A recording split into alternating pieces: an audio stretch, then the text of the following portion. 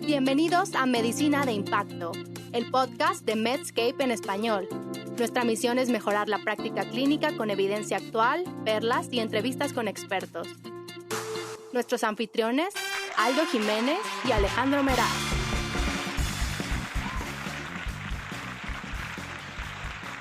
Hola, bienvenidos de nueva cuenta a Medicina de Impacto por Medscape en español. Yo soy Aldo Jiménez. Yo soy Alejandro Meraz y hoy nos acompaña por segunda ocasión en este podcast, su podcast, el doctor Adrián Soto. ¿Cómo estás, Adrián? Hola. Muchas gracias por invitarme de nuevo. Soy además un escucha frecuente. Muchas gracias. Creo que puedo decir que los he escuchado todos. Y la verdad es que está buenísimo su podcast y estoy muy contento de platicar otra vez. Unas 2-3 líneas de quién eres tú dentro y fuera de la medicina por si alguien no te ubica. Claro que sí. Dentro de la medicina, soy internista. Trabajo como investigador y como internista en el Instituto Nacional de Nutrición. Y fuera de la medicina, pues soy un nerd muy estereotípico. Me gustan las cosas así como estereotípicamente nerds. Me gusta leer, me gusta el ajedrez, me gusta la música, me gusta el cine. Y pues, en resumidas cuentas, ese soy. Una persona muy sencilla además, pero yo quiero que nos digas también que eres un doctor, doblemente doctor. Sí, de hecho puede ser como una buena introducción al tema de hoy. Después de hacer medicina interna, hice un doctorado en fisiología y genética. La verdad es que yo los veo, o sea, veo la parte de la investigación, la parte de producción científica, pues casi como lo mismo o como una parte paralela, simultánea o hasta central de practicar medicina. Creo que mi trabajo científico informa y mejora mi práctica clínica y al revés. Mi exposición clínica mejora e informa mi trabajo científico. Entonces, para dedicarme también a la investigación, pues hice ese doctorado en fisiología y genética, en el metabolismo, específicamente en el metabolismo y aplicaciones clínicas potenciales de distintas formas de generar cetosis, de generar cuerpos cetónicos. Es un tema, pues yo estoy sesgado obviamente, pero creo que es muy interesante y de hecho de eso es el primer podcast aquí en Medicina Impact y pues a eso me dedico. En la Universidad de Oxford, más para que quede claro. Y eso que dices, estereotípicamente nerd, recordamos siempre con el moño, ¿no? Sí, exacto. También conocido como Doctor Moños, ¿no? Así es. Y de la parte nerd muy aplicable, que es la estadística, yo también te he seguido, Adrián, ahí en tus posts de Twitter y hasta YouTube, ¿no? Un cursito y que te aventaste de estadística muy bien aterrizada. Muchas gracias también.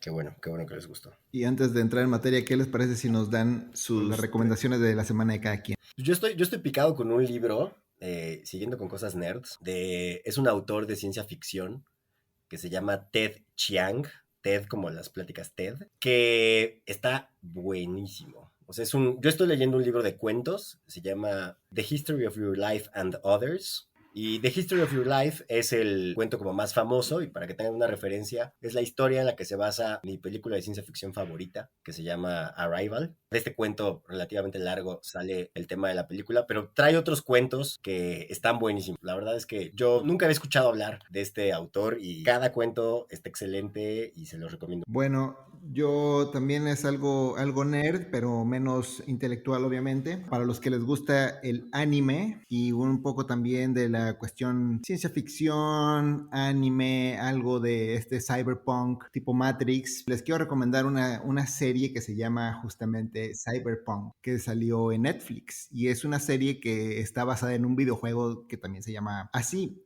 Pero la serie es tipo anime, le hicieron unos japoneses, obviamente, pero está brutal. Ni siquiera les puedo explicar de lo que se trata porque la tienen que ver. Está en un futuro distópico donde los implantes cibernéticos son cuestiones de día a día y de cómo te afectan a la mente y te narran la historia de un chavo que además de todo es medio latino, o al menos su nombre y apellido, y está muy buena. Está algo gore, o sea, sí se despedazan cuerpos y todo se sale volando, pero si eso les gusta, si les gusta el anime, si les gusta un poco el gore, si les gusta ese tipo de acción, esta la tienen que ver porque está buenísima. Pues no sé si te les pasa, pero cuando están de pronto en Spotify agregando canciones a me gusta, ¿no? Te sientes como en la voz cuando le pican el gran botón, ¿no? Y que descubres algo así muy fregón. Y de pronto me di cuenta que tenía varias canciones de un tipo llamado Andrew Bird, como Andrés Pájaro, y me empecé a meter en él y está padrísimo. Es un tipo de americano cantautor que tiene varias rolitas jazzosas bonitas, toca el violín aparte, él se da a conocer a sí mismo como un silbador profesional, tiene muy, muy buenos discos y rolas, ¿no? Entonces esa sería mi recomendación de la semana, Andrew Bird. Entonces, como ya les adelantó Adrián Soto, vamos a hablar hoy de estadística y qué mejor que él, que es un experto en el área, por su gran trayectoria, aparte que ha hecho los cursos que mencionaba Aldo. Y bueno, no va a ser un megacurso de estadística, ni crean, no se espanten, no apaguen su aparato reproductor de podcast. Más bien vamos a hablar de cosas que debemos de entender y tener en cuenta porque es algo que vamos a leer diario en la literatura médica y que muchos estudiantes y a muchos no tan jóvenes también se nos sigue escapando, entonces siempre es bueno tener un recordatorio, no nos vamos a meter en cuestiones matemáticas, a lo mejor en las notas les pondremos una tabla 2x2 como para poner las formulitas muy sencillo, tampoco queremos que aquí salgan sabiendo toda la estadística, si les gusta vamos a volver a invitar a Adrián para que nos siga hablando de cuestiones un poquito más complejas, pero ahorita vamos a empezar con cosas sencillas. Y esto se nos ocurrió porque hace poco Adrián publicó una carta al editor en la Revista Europea de Medicina Interna, donde hace una crítica al uso del gradiente sérico ascitis de albúmina para el diagnóstico de ascitis de origen hepático. Entonces, a mí me gustó muchísimo esto que él plantea, pero quisiera que nos explique de dónde le surgió esta idea o esta preocupación que yo llamo la dicotomización de la medicina. Creo que también se lo fusilé a ella, ni me acuerdo, pero ¿qué nos platicas de esto? Sí, la verdad es que, y bueno, o sea, la verdad sea dicha y honor a quien honor merece. La idea original es de uno de nuestros residentes de medicina interna en nutrición, de Isaac Núñez, que pues, es un tipazo, es súper proactivo y también es un clavado del análisis de datos. Y conforme empezamos a platicar sobre esta idea, pensamos que la forma en la que utilizamos el gradiente de albúmina en suero y en ascitis es un muy buen ejemplo de cuando convertir en categorías algo que típicamente es una regla de números continuos nos causa problemas o nos trae más problemas que soluciones o nos está haciendo que perdamos información diagnóstica. Y a esto nos referimos porque en medicina casi siempre cuando ustedes encuentren un número que es sospechosamente preciso, hay una mala idea detrás de eso, ¿no? Porque el punto de corte que todos aprendimos a utilizar durante pues, la residencia o durante la carrera para este gradiente de cuánta albúmina hay en el líquido de ascitis y cuánta albúmina hay en el suero, es de 1.1, ¿no? Y entonces, arriba de 1.1 es una cosa, abajo de 1.1 es otra cosa. O como por ejemplo el gradiente de proteínas del líquido pleural para ver si el paciente tenía trasudado o exudado cuando estaba tomando furosemida. Y entonces 3.1, ok, arriba de 3.1 tomas una decisión, abajo de 3.1 tomas otra decisión. Y siempre queda la duda de, a ver, ¿por qué fue 3.1 y no 3.2? ¿Por qué no 2.9? ¿Por qué? No es como que haya así un pacto cósmico con la albúmina en el que abajo, la fisiopatología abajo de 1.1 se comporta de una forma y arriba de 1.1 se comporta de otra. Y suena demasiado arbitrario para ser verdad. Y la verdad es que cada que vean un número que suena demasiado arbitrario para ser verdad, probablemente no lo es. Y eso debería de hacer que nos cuestionáramos, o más que cuestionarnos, que recordáramos que nuestros puntos de corte pues son útiles, pero son construcciones que inventamos a veces con motivos pedagógicos, a veces con motivos logísticos, ¿no? Porque hay que tomar decisiones. Porque, a ver, es como, no sé, la división del índice de masa corporal, ¿no? Arribita de 25, ya, todo está mal, ¿no? Y abajo de 25, ya, todo está bien. Pues no, obviamente no. O sea, obviamente no es muy distinta la fisiopatología de una persona que tiene un índice de masa corporal de 24.9 del que tiene 25.1. Lo que pasa es que cuando me refiero a categorizar una variable continua o un dato que es continuo, es a que pues, el índice de masa corporal tiene decimales y tiene pues, esta distribución completa, ¿no? Bueno, sería muy raro encontrar a alguien con índices de masa corporal abajo de 15, ¿no? Pero 15.1, 15.2, 15.3 y sube a todos los grados de obesidad que ustedes quieran. Bueno, nosotros en lugar de tomar todos esos números, que de hecho pues, son infinitos, ¿no? O sea, hay un infinito número de números entre el 1 y el 2, en lugar de tomarlos todos como un continuo, rompemos esa regla y hacemos categorías: chico, mediano y grande, ¿no?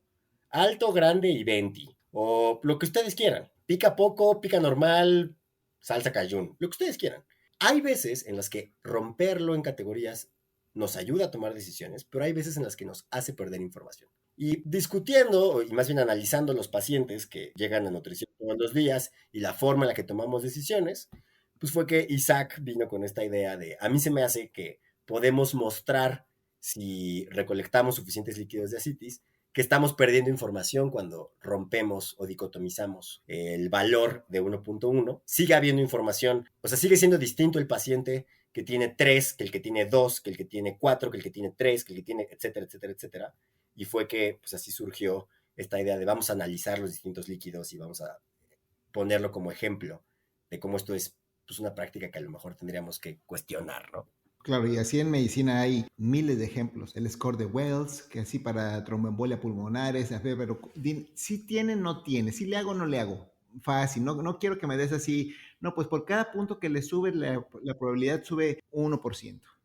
Y, por ejemplo, en nefrología lo vemos también con la tasa de filtrado glomerular y las categorías de enfermedad renal crónica, de 60 a 45, de 45, o sea, mágicamente a poco de 44 ya cambió de 45, 46, ¿no? Pues es porque se ha categorizado esta variable continua en diferentes estratos para que sea fácil a los médicos tomar decisiones. Y, Adrián, ya nos dijiste que las variables continuas y las categóricas, pero ¿nos podría explicar así muy fácil, como si tuviéramos 5 años, qué es una variable continua y qué es una variable categórica? Y si hay otras variables que importen saber. Sí, y la verdad de las cosas es que no hay una...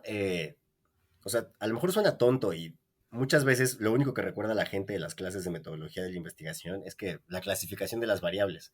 El problema es que, particularmente en medicina, es un tema más complicado que en otras áreas del conocimiento, porque hay veces en las que las variables pueden tener más de una identidad o más de una naturaleza. Voy a poner un ejemplo. Otra vez, el índice de masa corporal. Si yo agarro el índice de masa corporal como buen índice, va a tener pues sus números decimales, ¿no? Y entonces, pues yo puedo decir que 20 es más que 19.9 y es menos que 20.1. Pero además puedo hacer operaciones matemáticas que tienen sentido con esa cifra. Puedo decir, por ejemplo, que 20 es el doble de 10 y la mitad de 40. Ok, esto es una variable continua porque me permite hacer operaciones matemáticas entre sí y porque además tiene mucha granularidad, tiene mucha resolución, tengo decimales. Muchas veces la gente dice que las variables continuas son las que tienen decimales. Sí y no. O sea, no es que ese sea el requisito, pero sí es una característica muy frecuente. Hay variables que son numéricas o que son ordinales, en el sentido de que una sí es más que otra. Un buen ejemplo son todas estas encuestas, ¿no? En donde te ponen una afirmación y tú contestas qué tan de acuerdo estás, ¿no? Muy en desacuerdo, desacuerdo, neutro, de acuerdo, muy de acuerdo. A ver, muy de acuerdo es más que de acuerdo, pues sí, pero dirías a poco que muy de acuerdo es el doble que neutro. No, pues eso no tiene sentido. Entonces, esta es una variable ordinal. Sí hay un orden, sí hay una jerarquía entre el fenómeno que estoy estudiando, pero no hay la misma relación numérica que yo tengo con las otras variables. Y luego tengo variables que son categóricas. Y por categóricas muchas veces también les dicen variables nominales. Son variables en las que no hay una relación jerárquica, no hay una relación de más grande, más chico que entre los miembros de ese grupo de variables, ¿no? Y algo que muchas veces se menciona es, no sé, los colores, porque yo no puedo decir que naranja es más que morado o que rosa es el doble que gris, pero aquí es en donde viene el problema, porque hay veces en las que por cómo utilizamos los colores en la sociedad, sí hay jerarquías. O sea, si yo digo que los colores son verde, amarillo y rojo, si utilizo los colores del semáforo, pues entonces sí estoy hablando de que hay una relación de, a ver, esto rojo pues como que es malo y esto verde pues como que es bueno y hay un en medio, ¿no? En realidad, ¿son colores? Sí. ¿Los colores siempre son variables categóricas? No. Hay veces en las que los tratamos como variables ordinales. Y esto tiene que ver con, a ver, por ejemplo, voy a poner otro ejemplo con colores, pero que es mucho más controvertido. Por ejemplo, los colores del fototipo, ¿no? Los colores del tono de la piel de las personas. Hay mucha investigación en sociología en donde ordenan por oscuridad el tono de piel de las personas. ¿Están tratando colores? Sí. ¿Quiere decir que un fototipo, que un tono de piel es mejor o más que otro? No, claro que no. Pero como si hay una progresión, en este caso de la concentración de melanina, en ese caso el color se está comportando como una variable ordinal, no como una categoría, aunque sea color. Habrá otros ejemplos en donde el equipo azul y el equipo rojo y el equipo morado y el equipo naranja y no tenga una relación, en realidad los estamos tratando solo como categorías.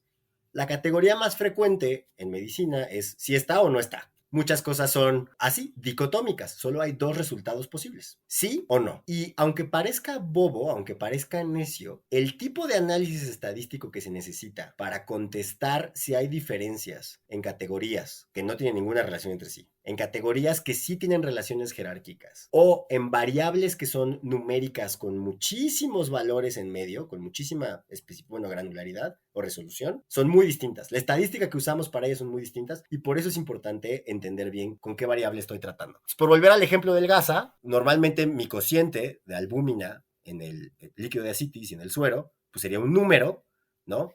1.1, 1.2, 1.3, 1.4, 0.6, 0.8, y yo lo estoy dividiendo y lo estoy convirtiendo en dos categorías, ¿no? Creo que nos hablaste bastante claro de diferentes variables que hay y algunos ejemplos para darnos a entender cómo son de utilidad en entender y justo en las pruebas también diagnósticas. Y viendo hacia este punto, Adrián, de estas pruebas diagnósticas y cómo interpretarlas, ¿nos puedes explicar como si tuviéramos 5 años qué es esto de la sensibilidad y especificidad? Sí, es uno de los conceptos que los profesionales de la salud más sabemos que no sabemos.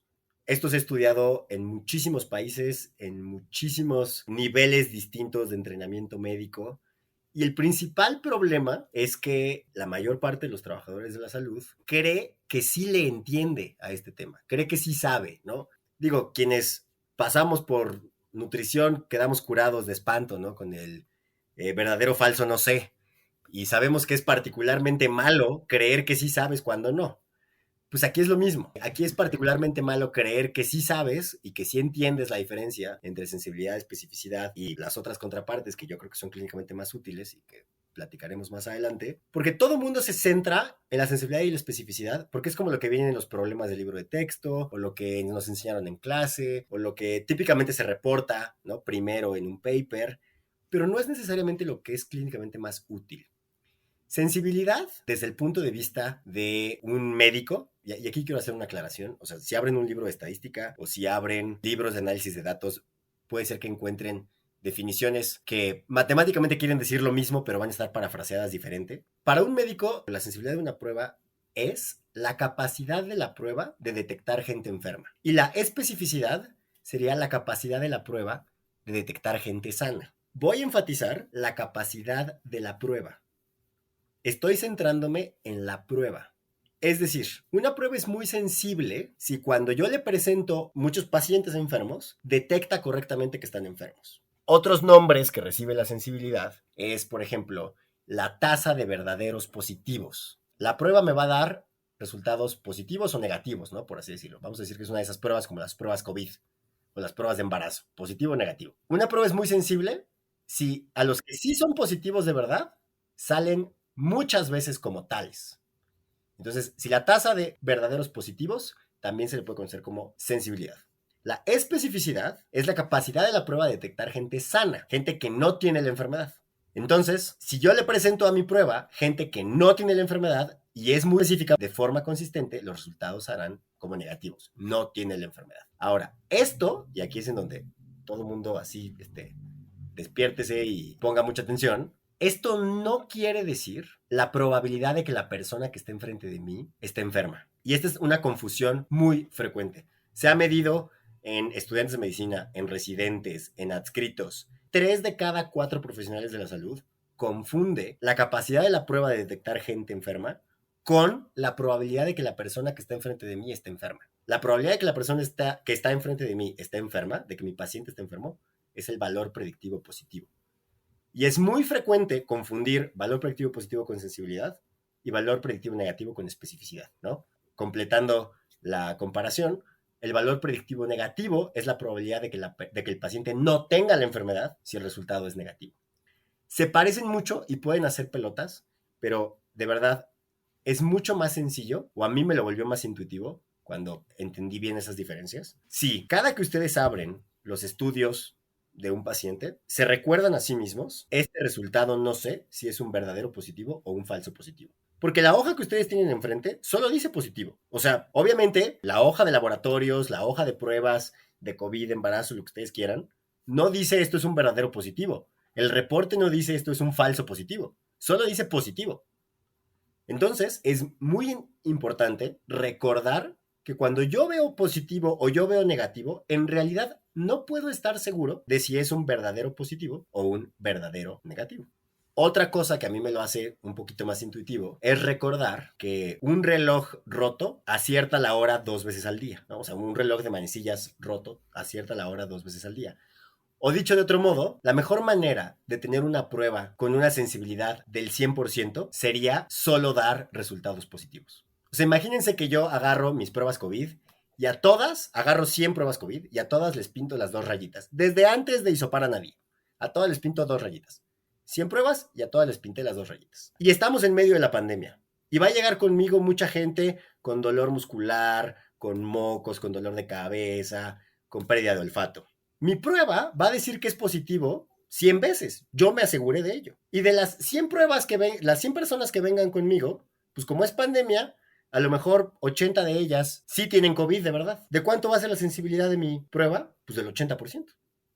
Efectivamente dije, verdaderamente encontré positivos a 80, pero bueno, a ver, no es porque mi prueba sirva. Yo me encargué de que siempre fuera positiva y no porque haya encontrado 80 de los que sí están enfermos quiere decir que sirve de algo.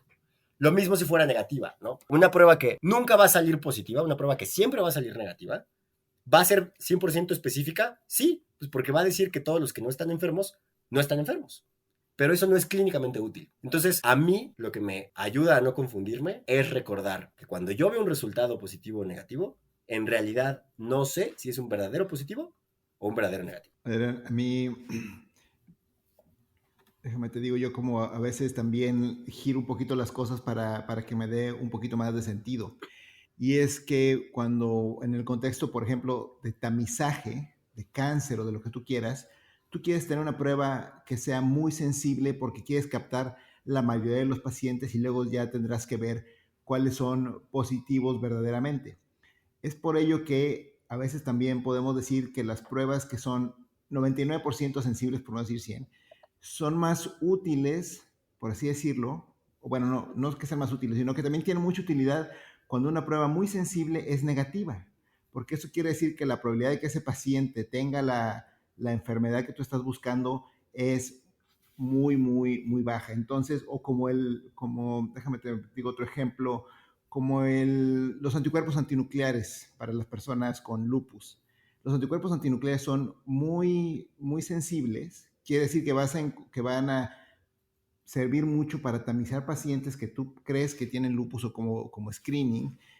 Y cuando te salen positivos, bueno, ya tendrás que ver si el paciente es un verdadero positivo, haciendo otras pruebas más específicas. Pero cuando te sale negativo, casi puedes descartar lupus por completo. ¿Tú estás de acuerdo con esto? Absolutamente. O sea, otro buen ejemplo, digo, siempre es bueno tener muchos ejemplos porque a lo mejor uno de ellos, como estamos más familiarizados, pues nos resuena mejor. Otro buen ejemplo es el diagnóstico de infección por HIV. Como queremos estar muy seguros de que no se nos van a escapar los que están infectados, usamos primero una prueba muy sensible, el ELISA. Y el problema con el ELISA, o lo bueno y lo malo, ¿no?, del ELISA, es que tiene, como es muy sensible, va a ser poco probable que se le escape uno que sí está infectado de verdad. ¿Cuál es la contra? Que como es muy sensible, a lo mejor me dice, oye, este paciente sí está infectado, cuando no es cierto. Y entonces tenemos que confirmar con una prueba muy específica, el Western blot, ¿no? El Western blot no es tan sensible, pero sí es muy específico, es muy bueno para identificar quién no tiene la enfermedad. Y entonces cuando alguien sale positivo, lo confirmamos con un Western blot. Y a ver, habrá veces en las que la ELISA se haya equivocado y pues le hayamos causado un poco de estrés o ansiedad a una persona, pero es que es más grave que se nos vaya alguien infectado a causarle un susto por unos días a una persona sana, ¿no? Queremos mucha sensibilidad para tamizar con enfermedades que son contagiosas o con cáncer, como el ejemplo que pones, Alex. Y queremos mucha especificidad cuando queremos estar muy seguros de que alguien no tiene una enfermedad pues, peligrosa, ¿no? Oye, Adrián, y ahora que hablamos de probabilidad del diagnóstico y estamos hablando de pruebas de screening, etcétera, ¿cómo meteríamos en esta ecuación y para entender todos la probabilidad preprueba? La probabilidad preprueba muchas veces se le dice también prevalencia y el término de probabilidad preprueba viene más bien de pues, los tecnicismos o del lenguaje que se utiliza en estadística bayesiana. Muchas veces también lo van a ver en algunos libros de texto de medicina como probabilidad pretest.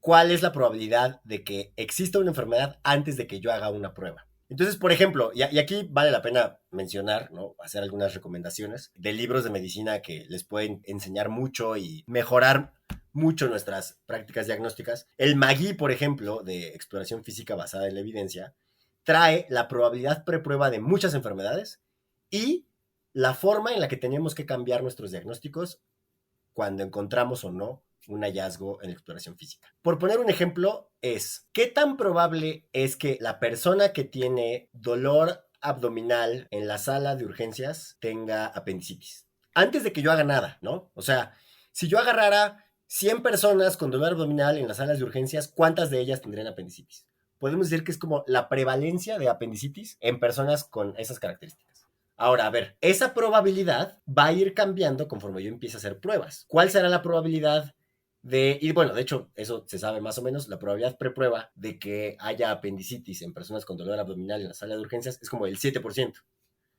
Ah, ok, pero ahora ¿de cuánto es la probabilidad si yo hago una prueba de punto de McBurney? Ah, pues sube. Oye, ¿y ahora de cuánto va a ser la probabilidad si además veo que tiene neutrofilia? Ah, pues sube. Oye, y si además el dolor migró, pues vuelve a subir. Y si además los neutrófilos, etcétera, etcétera, etcétera, etcétera. Cada que yo voy haciendo una prueba, voy utilizando como probabilidad preprueba, literal, valga la redundancia, la probabilidad anterior con la que yo me había quedado. ¿Qué es lo que ocurre? Que los médicos hacemos mucho de este proceso pues ya en automático, lo hacemos ya como parte, no sin pensar, porque es el resultado pues de la exposición clínica y del entrenamiento y todo, pero lo hacemos como sin irnos paso a pasito, ¿no? Porque al mismo tiempo estamos viendo que el paciente, ¿no? Tiene una posición antiálgica y nos están contando que no quiere comer y que tuvo fiebre ayer y que vomitó y que etcétera, etcétera, etcétera. Vamos incorporando todo esto en el interrogatorio y cada uno de esos datos es como si fuera una prueba que va actualizando la probabilidad de un diagnóstico. Algo que a mí me gusta mucho y que es, pues sí, hasta como filosófico, Thomas Bayes, el que formuló el teorema que lleva su nombre y que se utiliza para este tipo de análisis diagnósticos, decía que las probabilidades en realidad solo eran una opinión y que esa opinión se va actualizando, se va mejorando conforme vamos recolectando información. Lo mismo ocurre cuando estamos haciendo diagnósticos. Mi paciente con dolor torácico que está allá, mi opinión inicial puede ser que a lo mejor no tiene nada, ¿no? Porque es una mujer que se ve saludable, que no tiene diagnósticos previos y que a lo mejor trae un uniforme deportivo que me dice que a lo mejor su dolor torácico es por un golpe, ¿no? O tuvo resfriado hace una semana y es costocondritis. Y mi opinión es esa. Pero a ver, a lo mejor mi opinión va cambiando si voy recolectando información. A lo mejor conforme hacemos el interrogatorio veo que, bueno, eso pues pudiera ser más bien un dolor torácico esofágico. O a lo mejor mi opinión inicial es que la persona con diabetes, hipertensión y tabaquismo, sobrepeso de la sala de urgencias, que le duele el pecho, tiene infarto, pero luego pues también tengo que recordar que eso puede ser coartación de la aorta. Y entonces voy actualizando mi opinión. A mí me sirve pensar en las probabilidades como si fueran opiniones, porque pues, las opiniones se actualizan o se deberían de actualizar cuando vemos evidencia nueva, ¿no? Eso es lo que tendríamos que hacer cuando tenemos nuevos datos y esa probabilidad preprueba es el punto de partida. Es mi opinión inicial sobre qué es lo que explica lo que estoy viendo. Fíjate que yo entendí eso de la probabilidad de preprueba justamente con el ejemplo de influenza, que lo podemos poner COVID para ser más actuales. Por ejemplo, ahorita en tiempos de COVID, la probabilidad de preprueba de tener COVID es bastante alta porque hay muchos casos, no te voy a poner un porcentaje para no inventar, pero llega a tu consulta una persona con fiebre, síntomas respiratorios y mialgias, pues la probabilidad de preprueba para COVID es alta. En cambio, si el mismo paciente te hubiera llegado igualito en esta época, pero hace 4 años, Ahí la probabilidad de preprueba pues, de COVID ni existía, pero la probabilidad de preprueba de influenza estaba muy alta. Entonces, eso cambia las posibilidades de que tus pruebas vayan a ser positivas y de tu manejo. Otro ejemplo que se me ocurre es en Japón, la prevalencia de cáncer de esófago es más alta que en América. Entonces, cuando tú aplicas tu prueba de screening, la probabilidad va a ser mejor, tú vas a encontrar más casos, entonces tu prueba va a lucir mejor que si aplicas la misma prueba idéntica en América justo porque la prevalencia no es tan alta. Entonces, Adrián, para ver si entendí bien, cuando tenemos una prueba que es muy sensible, nos sirve de screening porque queremos capturar a todos los pacientes, pero el problema ahí son los falsos positivos y es entonces que tenemos que aplicar las pruebas que son más específicas. Entonces, por el otro lado, las pruebas específicas, que es la tasa de verdaderos negativos, entonces también es muy importante cuando estas pruebas que son muy específicas nos dan una información muy valiosa cuando en realidad son positivas, porque entonces nos apoyan al diagnóstico que estamos pensando. Exacto, o sea, en medicina es tan útil que te confirmen una idea como que te la refuten, porque pues te van guiando qué es lo que hay que hacer, o ya sea porque te dicen cuál es el tratamiento o porque te dicen cuáles son los siguientes estudios que hay que pedir. Y esto es cierto para todos los campos de la medicina, ¿no? Entonces, es tan útil tener una prueba muy sensible como una muy específica. Rara vez, si no es que es imposible que sean la misma, pero lo que importa es tener en cuenta, siempre tener en cuenta, qué tipo de error clínico es más grave en este momento, ¿no? O sea, a ver, ¿qué es más grave? Como poníamos con el ejemplo del HIV. Que se me escape una persona que sí está infectada y yo le dije que no estaba infectada, o que asuste a una persona que no está infectada diciéndole que sí está infectada. Bueno, pues es mucho más grave que se me escape un infectado, ¿no? Porque puede contagiar a otras personas. Entonces, en ese contexto quiero una prueba muy sensible. Oye, quiero saber si le voy a pedir un estudio que es carísimo y potencialmente peligroso a mi paciente, no sé, una biopsia de hígado. Oye, para antes de saber si quiero ese riesgo, pues quiero una prueba un poquito más específica. Tenemos que saber utilizar las pruebas de acuerdo al contexto clínico en el que estamos, y pues eso solo lo sabemos entrevistando y explorando al paciente, ¿no? O sea, no es que siempre haya la misma prueba que hay que pedir, es que tenemos que saber adaptar la prueba correcta porque tenemos que saber identificar qué tipo de error es más grave. Totalmente de acuerdo. Ahora, una última pregunta antes de movernos de tema a lo clínicamente más jugoso. ¿Por qué a veces cuando, por ejemplo, digamos, en el ejemplo del gradiente sérico-ascitis de albúmina, vamos a tomar ese como ejemplo, siempre se nos ha dicho que una prueba no puede ser 100% sensible y específica porque más gana sensibilidad, pierde especificidad. Y eso lo vemos en papers cuando te empiezan a lanzar ciertos valores, ¿no? Pues si tomamos el corte en 3, entonces la prueba es súper específica, pero menos sensible. Pero si ponemos el valor en 1, entonces la prueba es súper sensible, pero menos específica. ¿Nos podrías dar como una explicación de eso? Sí, primero diría que no siempre es tan directo. O sea, mucha gente cree que no hay estudios que sean las dos cosas, súper sensibles, súper específicos. Y por poner un ejemplo, digo, a lo mejor no es tan familiar para todo el mundo, pero no sé, la tomografía trifásica de hígado para carcinoma hepático. Es súper sensible y es súper específica. O sea, la correlación con la biopsia es altísima. Y pues la tomografía es un estudio de imagen poderosísimo, muy sensible. O sea, tenemos un estudio que va a rankear muy bien en las dos.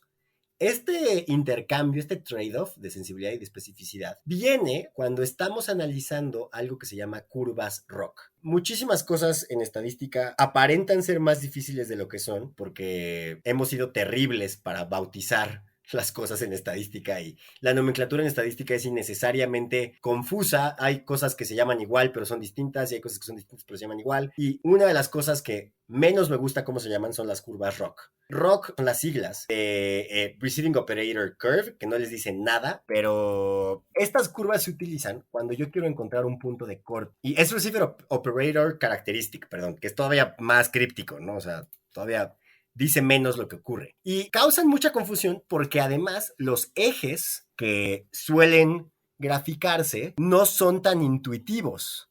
Típicamente se pone en el eje de las Ys la tasa de verdaderos positivos. Y en el eje de las X, la tasa de falsos positivos, o lo que sería el inverso de la especificidad. Y aquí es en donde mucha gente, pues ahí dice, no, espérate, a ver, ¿cómo interpreto eso?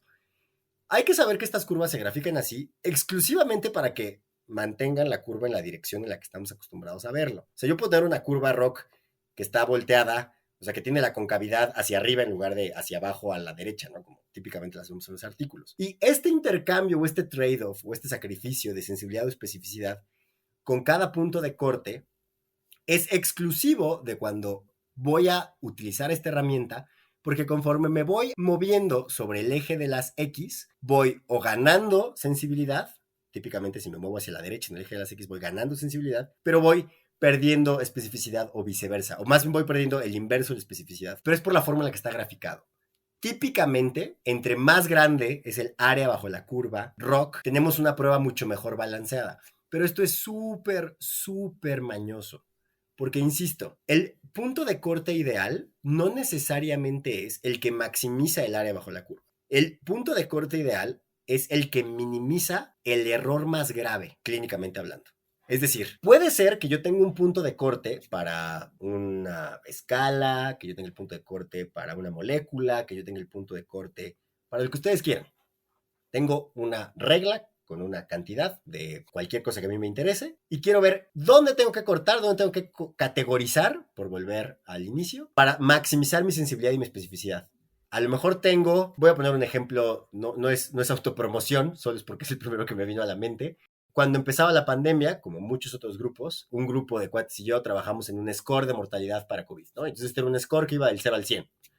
Y teníamos la duda hicimos análisis de curva ROC y vimos que el punto de corte que maximizaba el área bajo la curva, les recuerdo, iba del 0 al 100, era el 25. Eso es lo que nos daba la mayor especificidad y la mayor sensibilidad. Pero si este punto de corte se iba a utilizar, la advertencia que pusimos en el artículo es que si este punto de corte no debería de utilizarse para decidir, por ejemplo, en la escasez de recursos, a quién hay que darle un ventilador o no, o a quién hay que darle acceso a terapia intensiva o no.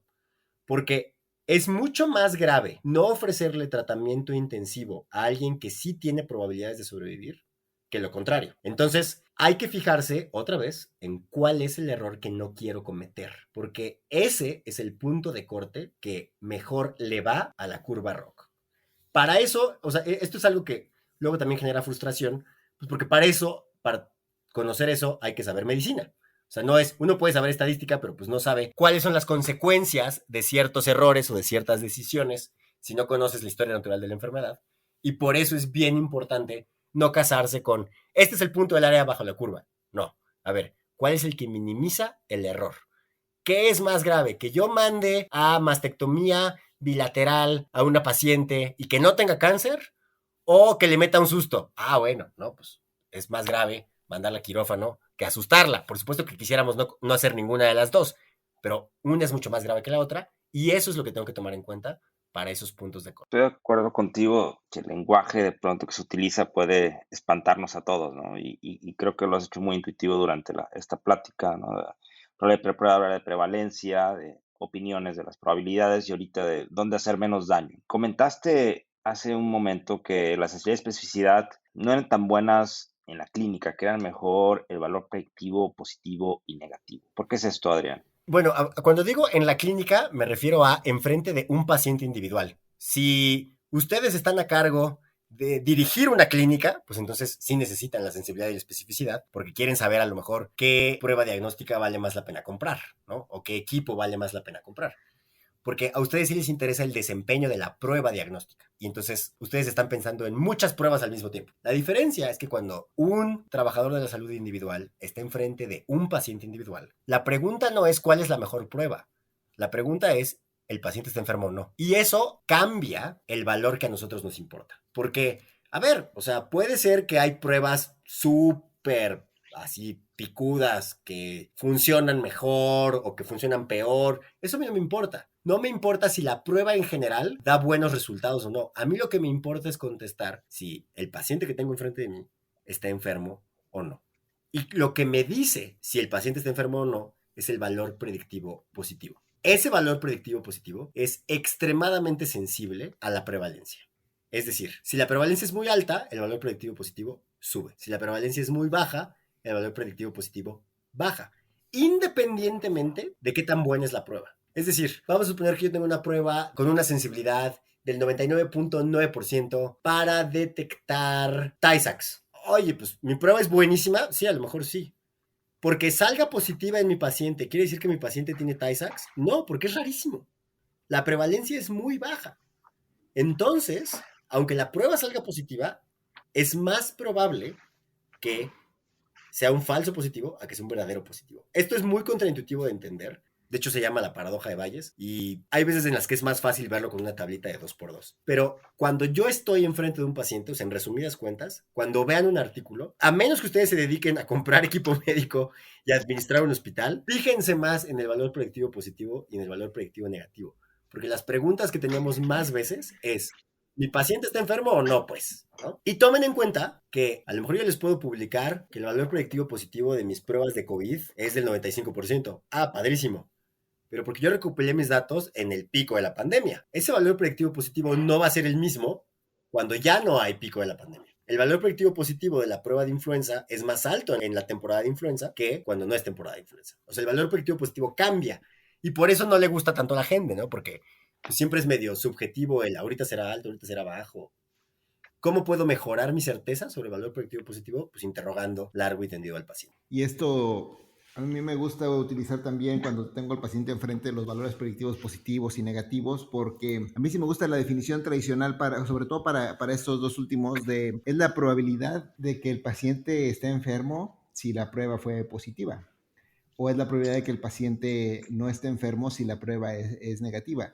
Y estoy totalmente de acuerdo contigo que es muy contraintuitivo si no sabemos o no tenemos una buena idea de la prevalencia de la enfermedad. Que volvemos lo mismo ahorita a lo de la pandemia, que ahorita en la pandemia pues está muy fácil, por ejemplo, de explicar en términos de COVID, ¿no? Porque ahorita es muy alto, estás positivo, tienes los síntomas, pues bueno, agua pasa por mi casa, pero en este ejemplo que tú pusiste del Tay-Sachs es extraordinario porque, pues sí, justamente es una enfermedad rarísima y aunque salgas positivo, lo más probable es que sea un falso positivo, a pesar de que el valor predictivo positivo sea muy bueno. Y eso muchas veces, o sea, explicarlo como lo mencionas, Alex, le ayuda mucho a los pacientes, porque es muy difícil que cuando te entregan por escrito algo que dice que tienes una enfermedad, venga alguien y te diga, no, no tienes una enfermedad, ¿no? Pues ¿cómo que no la tengo? O sea, aquí me lo pusieron por escrito. Tenemos que ser mucho mejores en comunicar cómo funciona la manera de hacer diagnósticos. Otro buen ejemplo son las infamísimas reacciones febriles, ¿no? Que no nos vamos a meter en los motivos inmunológicos por los cuales son irrelevantes en México. Pero el punto está en que cuando a alguien le dicen, así tiene su resultadito de laboratorio, es que aquí dice que tengo, pues no porque el resultado sea o diga positivo, es un verdadero positivo. Yo por eso pongo un chorro de énfasis en recuerden que ese positivo puede ser un falso positivo. Claro. Adrián, pues extraordinario todo lo que nos has explicado. A mí también, como pues, tú ya sabes, me gusta mucho esto, me gusta mucho la medicina basada en evidencia, aunque ya han salido muchos detractores, que también entiendo sus puntos. Pero bueno, volviendo a la evidencia y al libro de la exploración física que nos mencionaste, que también aquí somos fans, si no pregúntale a Aldo, creo que Aldo fue el que me lo recomendó cuando éramos residentes, que ahora sí ya siento que está un poquito lejos, pero a mí lo que me gustaba mucho, no me acuerdo si era de este libro o de la serie de Llama de Does this patient has, lo que sea, son las razones de verosimilitud o más famosamente conocidos como los likelihood ratios. Y eso sí es algo que no es nada intuitivo para mí, porque aparte te dan un número que no significa nada, no es la probabilidad, no es que tan probable es que tu paciente tenga eso, sino que te da un número. Y que hay como unos cortes que puedes decir, no, pues más de, no me acuerdo qué es 3, pues es como muy probable, y menos de no sé qué es como menos probable. Y luego tú agarras tu numerito y te vas a una tablita y con una reglita ves qué tanto te aumenta la probabilidad. Por ejemplo, ok, tengo mi paciente con ascitis y le hago la maniobra de la matidez cambiante. Entonces eso tiene un likelihood ratio, no me acuerdo, ahorita vamos a ponerle de 3. Entonces si tu probabilidad de prueba era de 20, ya te la aumenta a 60%. Pero tú nos puedes explicar mejor que yo qué demonios es esto de las razones de verosimilitud o likelihood ratios. Sí, cuando yo lo tengo que poner en palabras, típicamente digo que es cuántas veces aumenta la probabilidad si esa maniobra en el caso del libro de exploración física, fue positiva. Es decir, si yo hice una maniobra y el likelihood ratio es de 1, pues la probabilidad se quedó igual, porque multipliqué la probabilidad por 1 y ya quedó. Bueno, aquí tengo que hacer una aclaración técnica. No es la probabilidad directamente. ¿Y qué es lo que vuelve como complicado o engorroso o poco intuitivo el libro de McGee? No debemos multiplicar el valor de la probabilidad por likelihood ratios. Tenemos que multiplicar odds, o la traducción en español, aunque no me gusta mucho, los momios por el likelihood ratio. Entonces, primero tenemos que convertir probabilidad a odds, y luego esos odds son los que multiplicamos por la probabilidad. La diferencia entre probabilidad y momios se entiende mejor como con las apuestas deportivas. A ver, la probabilidad de que, no se abren su teléfono, la probabilidad de que llueva hoy, y casi siempre les dan un porcentaje, 20%. Los momios es cuando decimos que la probabilidad de que gane el Barcelona su próximo partido es de 4-1. Las apuestas están 4-1, ¿no? O por cada 4 de estas ocurre una de estas otras. Estoy hablando también de qué tan probable es un evento, pero lo estoy dando en función de otro evento. Cuando yo hago eso, estoy hablando de momios. Y esa es la parte, o traducir probabilidad a momios es lo que vuelve engorroso, usar los likelihood ratios. Para hacerlo menos engorroso, hay una cartita de 1976, creo, de un médico que se llamaba Fagan, que harto de hacer estas operaciones hizo una cosa que se llama nomograma de Fagan, que es el de la reglita que mencionas, en donde acomodó los números de forma en que, pues, a ver, aquí empieza mi probabilidad, y entonces ya la había puesto ahí de forma espaciada, ¿no? Cuánto era la razón de verosimilitud, entonces qué probabilidad daba al final. Contestando la pregunta, la razón de verosimilitud es cuánto cambia la probabilidad cuando algo es positivo o negativo. Y vamos a poner otro ejemplo. Vamos a suponer que entre más alto sea el valor de la razón de verosimilitud de una maniobra, más útil es para diagnosticar algo. Entonces, si yo agarro así esos libros horribles de exploración física, ¿no? El Suros, así, terrible, y trae las 16 maniobras de palpación pancreática, que dicho sea de paso, tiene una sensibilidad bajísima y una reproducibilidad bajísima. Y yo veo que tiene una razón de verosimilitud de 1.1 y de 1.4, pero hay una de ellas que tiene 6. Pues la de 6 es la más útil, ¿no? Para eso sirve la razón de verosimilitud, para ayudarnos a identificar qué maniobras o qué estudios son los que vale más la pena realizar en un paciente para que nos ayude a confirmar o refutar el diagnóstico que tenemos en mente, ¿no?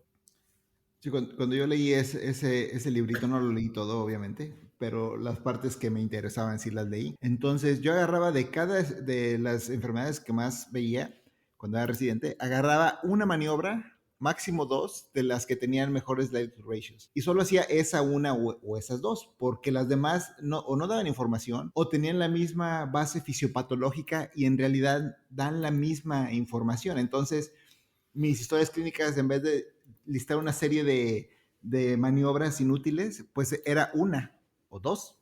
Y entonces, pues, eso no le gustaba a mis superiores, pero bueno, eso ya es otra historia. Pero esto es solamente para decirle a los que nos estén escuchando que por favor agárrense ese libro y léanse lo que a ustedes más les interesa y no se van a arrepentir. Sí, yo recuerdo sobre todo el capítulo de tiroides, ¿no? Que comentamos en su momento.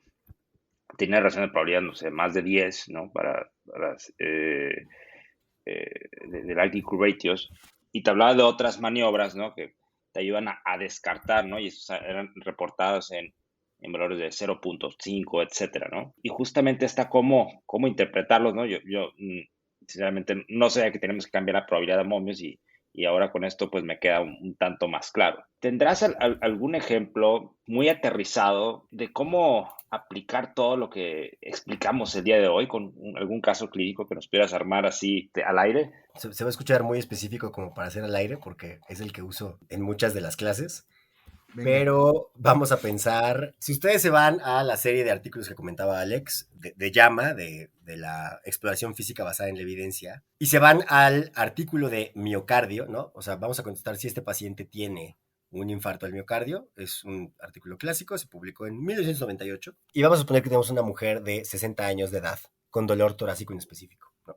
Solo lo que sabemos cuando agarramos su papelito de la barra, solo es que es una mujer de 60 años y que le duele el tórax. Bueno, Ese dolor de tórax puede tener causas cardíacas, y esas causas cardíacas pueden ser isquémicas o no isquémicas, o pueden ser causas no cardíacas, ¿no? Y que sea más bien un espasmo esofágico, o que tenga costocondritis, etcétera, etcétera.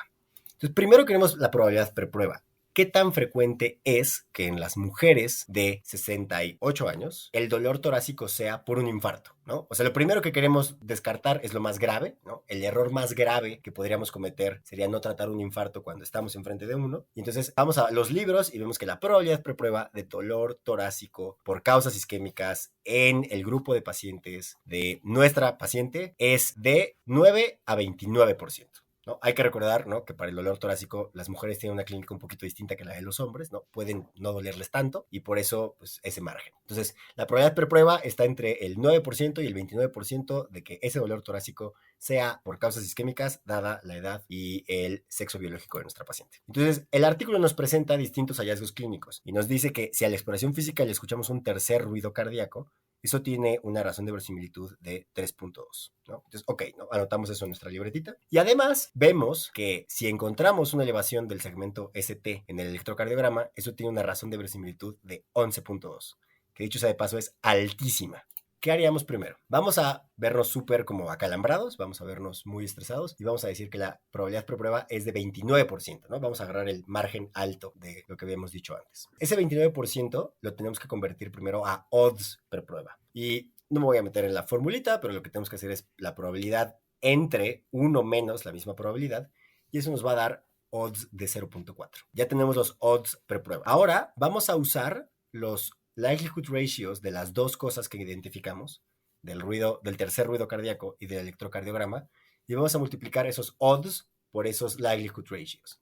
Entonces nos daría 0.4 por 3.2, el likelihood ratio del tercer ruido cardíaco, por 11.2, el likelihood ratio de la elevación del ST en el electrocardiograma, y eso nos da unos odds de 14.33. Ahora, para convertir eso a un número que sí sepamos qué hacer con él, convertimos de regreso los odds a probabilidades. Y eso se hace con los odds post prueba entre 1 más los odds post prueba. Y eso nos da una probabilidad del 94%. O sea, las probabilidades de que esa mujer de 68 años con dolor torácico, con el ST elevado y tercer ruido cardíaco son del 94% que se está infartando. Estamos muy seguros, es muy probable que se esté infartando. Ese sería un ejemplo así de la manita, ¿no? Paso a paso de todos los números. Padrísimo. ¿Cómo puedo hacer esto en mi práctica clínica? Pues, o sea, tengo que estudiar. Muchas veces cuando leemos una enfermedad y leemos la prevalencia, ni la guardamos, ¿no? Ni la revisamos. Pero no, eso es como muy importante. Pero al mismo tiempo, esto, más que decirles que tengan que hacer todos estos cálculos con todas sus preguntas clínicas, ¿cómo pueden subir su probabilidad por prueba? A ver, la probabilidad por prueba en este grupo de edad, ya quedamos que era 29%. Pero esa probabilidad sube si además hay diabetes. Sube si además hay hipertensión. Sube si además no hay adherencia al tratamiento. Sube si además hubo tabaquismo, ¿no? O sea, estoy subiendo mucho la probabilidad preprueba. Y entonces eso hace que el valor predictivo positivo, que depende de la probabilidad preprueba, vaya subiendo cada vez más, ¿no? No se trata, o sea, la clínica no se va a volver sacar la calculadora y hacer todas estas cosas que ahorita dijimos paso a paso.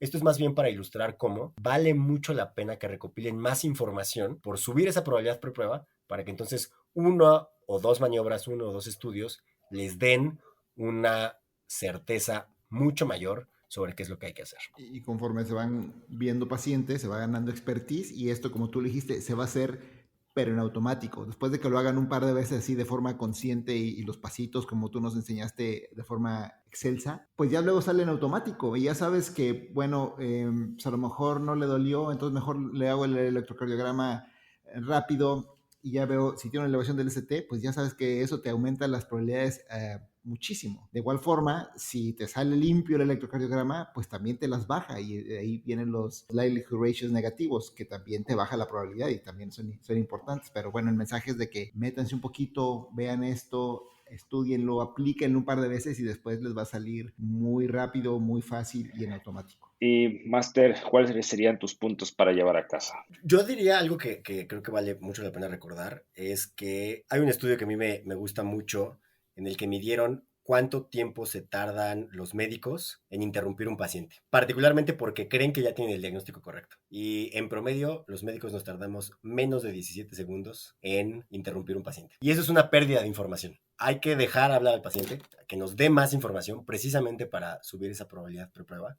el interrogatorio está lleno de cosas que nos pueden subir la probabilidad por prueba y orientar los diagnósticos. No hay que tenerle miedo a la estadística. La nomenclatura luego no ayuda mucho, pero es mucho más sencilla de lo que creemos. Sí hay que involucrarse en esto porque se dediquen a lo que se dediquen, van a tener así una tía que les va a venir a preguntar qué quieren decir sus laboratorios y pueden ayudar mucho en recordar que lo que es positivo no necesariamente es verdadero positivo.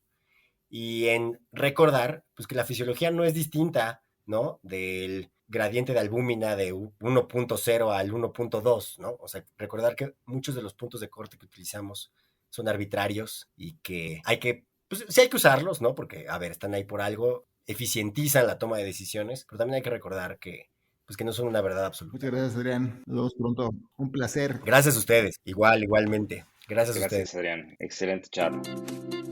Esto fue Medicina de Impacto. No se olviden de suscribirse y calificarnos. Recuerden, el objetivo de este podcast es meramente educativo y no es equivalente a un consejo médico.